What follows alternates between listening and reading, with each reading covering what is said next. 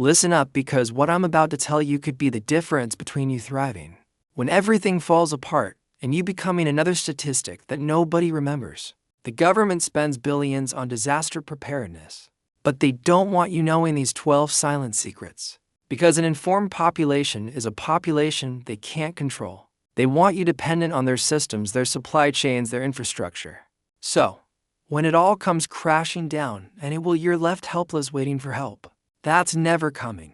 Forget the expensive prepper gear, the $1,000 bug-out bags, the fancy filtration systems that require replacement parts you'll never find. I'm going to show you how to use literal garbage, the stuff people throw away every single day, to implement strategies that bureaucrats and agencies keep buried in classified documents and internal memos. This isn't theory, this is survival. Science using physics, chemistry, and basic engineering principles that work whether you spent $10,000 or 10 cents. First secret they don't want you knowing is that aluminum foil and cardboard can create a solar oven capable of reaching temperatures over 300 degrees Fahrenheit without any fuel whatsoever. The principle here is reflection and convection. You take a cardboard box, line the inside with crumpled aluminum foil to create reflective surfaces that concentrate solar radiation toward the center. The foil reflects up to 90% of light energy back inward, while the cardboard provides insulation through trapped air pockets that minimize conduction heat loss to the outside environment. Place a dark pot inside because dark surfaces absorb rather than reflect radiation, and suddenly you're cooking rice, beans, purifying water through boiling without burning a single piece of firewood. That would create smoke and give away your position. Government survival manuals mention solar cooking, but they never tell you it's this stupidly simple because they'd rather you believe you need their emergency services. Second secret involves plastic bottles and activated carbon, which you can make yourself from burned wood. Municipal water treatment uses activated carbon filtration, but they charge you monthly fees and want you thinking it requires industrial equipment. Take any clear plastic bottle, poke holes in the cap, fill it with layers of sand, gravel, and crushed charcoal from your fire. Pour contaminated water through, and you've created a filter using adsorption, where contaminants stick to the massive surface area of porous charcoal through molecular attraction. This won't remove every pathogen, so you still boil afterward, but it eliminates sediment, chemicals, pesticides, heavy metals, all the things that make water dangerous beyond just bacteria. The government knows this works. It's the same principle their big facilities use, but they'd rather you panic and depend on their bottled water distribution. Third secret is that steel wool and a 9-volt battery create instant fire even in wet conditions when matches and lighters fail.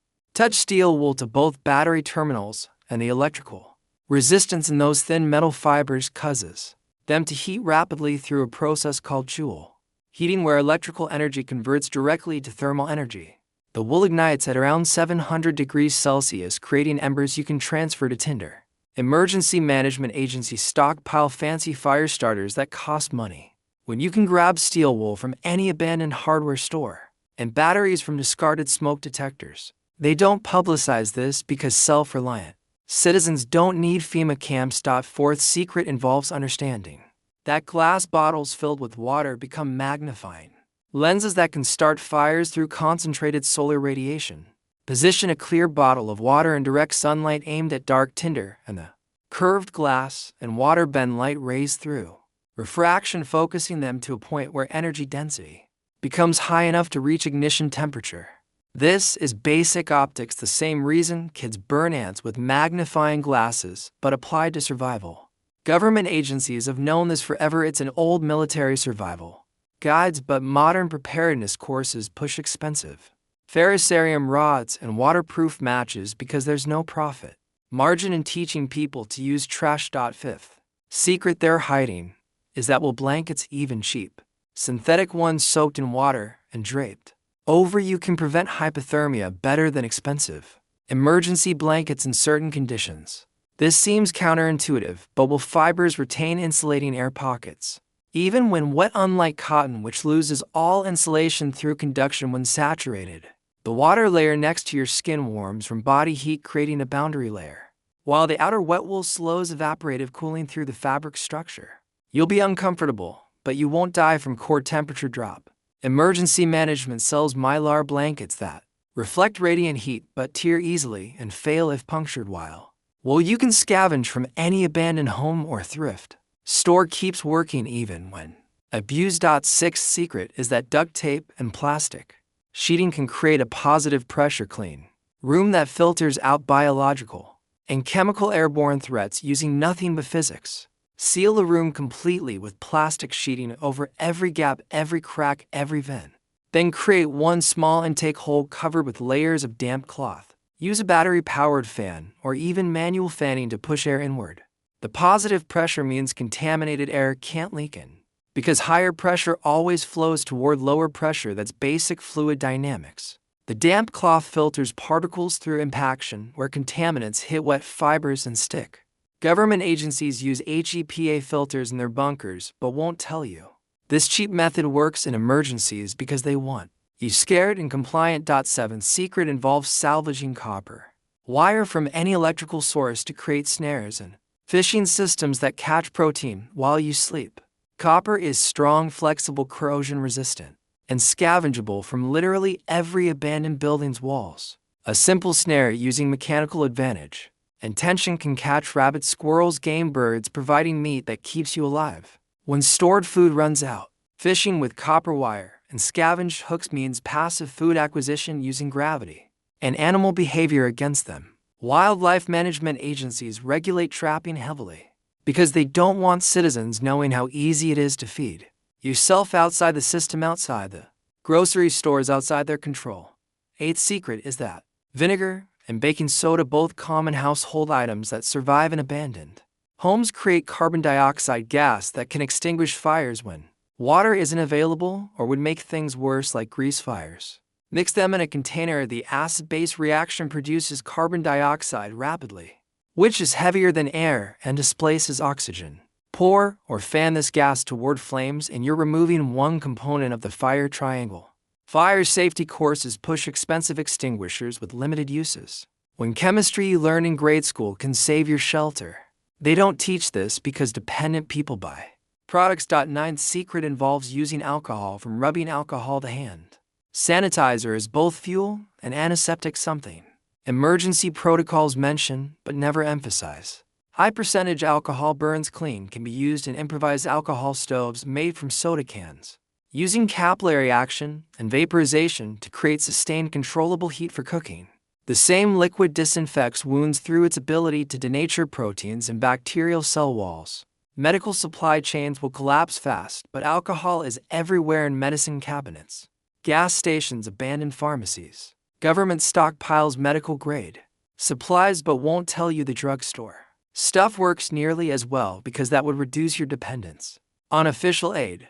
10th secret is that newspapers and cardboard provide insulation with an R value comparable to some commercial products when layered properly, because trapped air is what actually insulates, not fancy materials. Stuff crumpled newspaper into walls, under clothing, inside sleeping areas, and you're creating thousands of tiny air pockets that prevent heat transfer through conduction. Air is one of the best insulators that exist. The expensive insulation companies sell is just structured air pockets with marketing.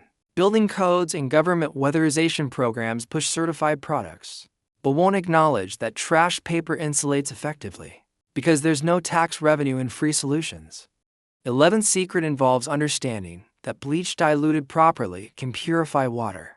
When boiling isn't possible, using chlorine's oxidizing properties to destroy pathogens. 8 drops of regular unscented bleach per gallon of water. Let it sit 30 minutes. And you've disinfected it through chemical oxidation that ruptures cell membranes. The CDC mentions this buried in documents but never emphasizes it, because they'd rather you buy commercial purification tablets or depend on their water distribution. Bleach bottles sit in every laundry room, waiting to save your life, but they've conditioned you to think only official products work.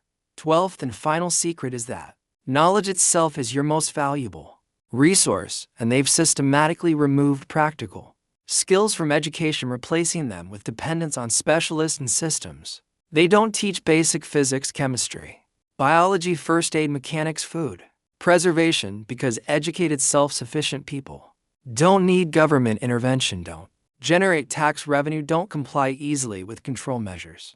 Every single method I've described uses principles you should have learned in school, but didn't because the curriculum serves the system, not you. When infrastructure collapses, when supply chains break, when authority can't or won't help, the person who understands why things work and can improvise solutions from garbage will inherit what's left. The pattern here is obvious. They want you consuming, not creating. Depending, not thriving. Paying, not improvising. Real survival isn't about having the most gear, it's about understanding principles that don't change regardless of circumstances. Reflection, refraction, conduction, convection, oxidation, reduction, pressure gradients, phase changes. These physical laws work the same whether you're in a laboratory or a collapsed society. The aluminum foil solar oven works because physics doesn't care about your budget. The plastic bottle filter works because chemistry happens with or without corporate products.